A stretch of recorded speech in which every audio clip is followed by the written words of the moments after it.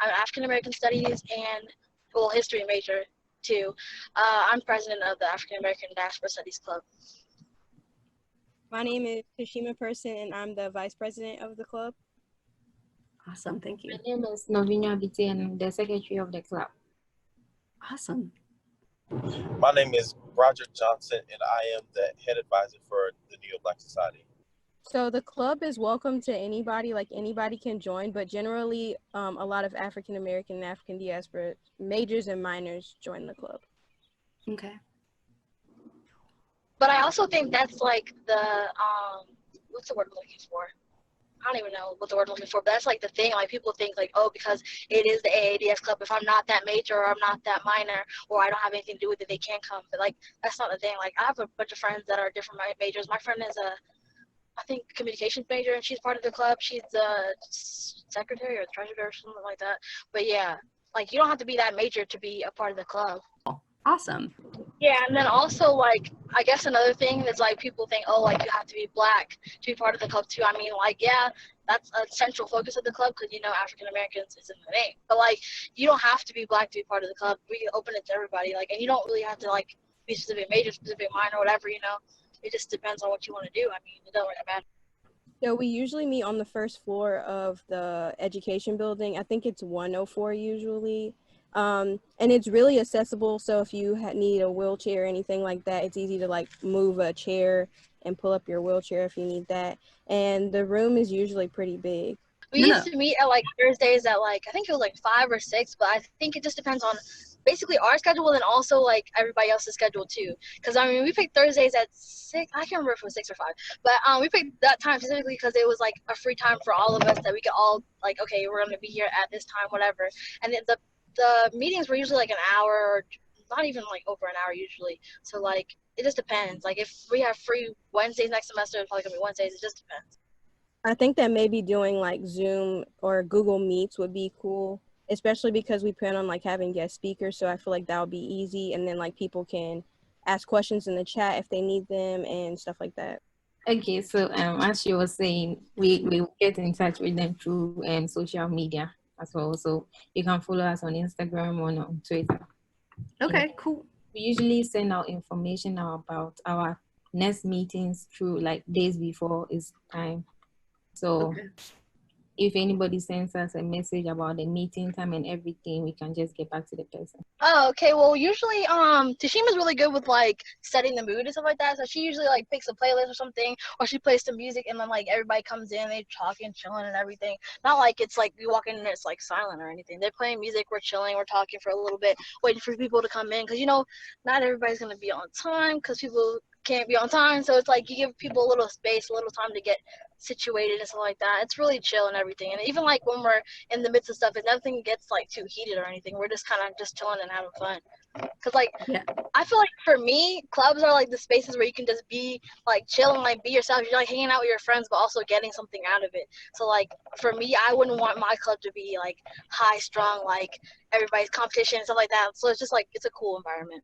Well, usually we try to have like more activity-based things because like we're already sitting in classes for so long. So like going to a club, I don't want to feel like I'm sitting in a class. Like I want to, like Abby was saying, like you want it to be fun. So we kind of do activities. So last time we did like a game night, and then the winner like won a prize and stuff like that, just so like more people can get engaged and like talk to each other and stuff like that. Yeah, like the first meeting was more kind of like informational and stuff like that. So it was kind of like we were just sitting there and there was a big presentation like, oh, this is us, this is what we're for, this is what we're about, this is what you're supposed to expect. But like everything after that was kind of just like, okay, well, here we are, this is what we had planned for today, and that's it.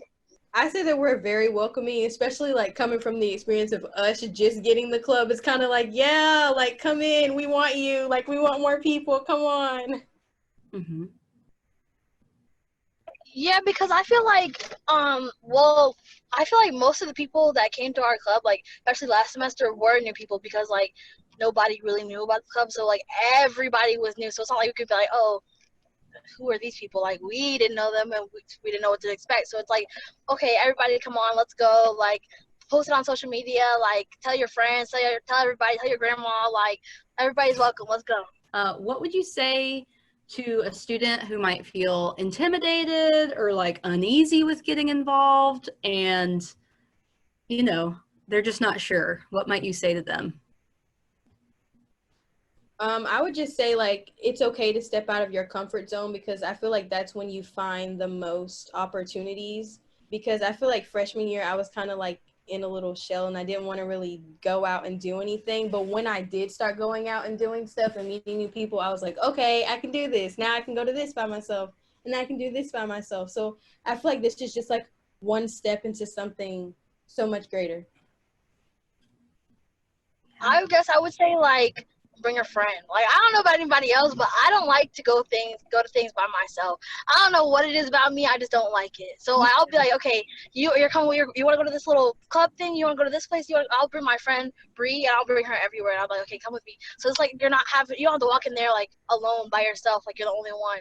But also like I mean, it's not that bad. People usually aren't terrible and like will spit in your face or anything. So it's like if you do go there by yourself, it's pretty welcoming. But like I would say bring a friend. I always bring a friend. But then sometimes it's kind of hard to like find somebody that may have the same interest as you or something like that. So like just going in there and knowing like, okay, I know there's at least one person who probably feels the same way I do. I feel like it'll make things easier. I feel like there's a lot of overlap just because like there are a lot of Black organizations like there's no one Black organization where you can be like, okay, this is the true one for Black people. Like there's a bunch like people I know that are part of our club that are also part of what is it called? African Student Union. So it's like different. Like everything comes together. Like there's a lot of overlap, and then also they have these things where you can like, what is it called? Like collaborate. That's the word I'm looking for. Like people collaborate a lot. So like that's the thing too. So one of our value is to inform our members about the culture that might affect the African diaspora over here and everything, just more about Black history and things related to that.